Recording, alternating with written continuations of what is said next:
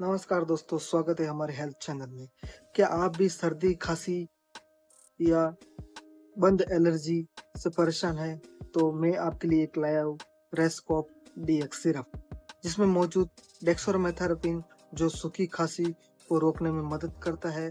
दूसरा है क्लोरोफेनेरामिन, ये छींक, बंद नाक और एलर्जी को कंट्रोल करता है। तीसरा है फेनारामाइन, ये नाक की धड़कन को कम करता है और बंद नाक से आराम मिलता है। रेस्कॉप डीएक्स सर्दी, खांसी, जुकाम या बंद नाक जैसी परेशानियों में ये इलाज किया जाता है।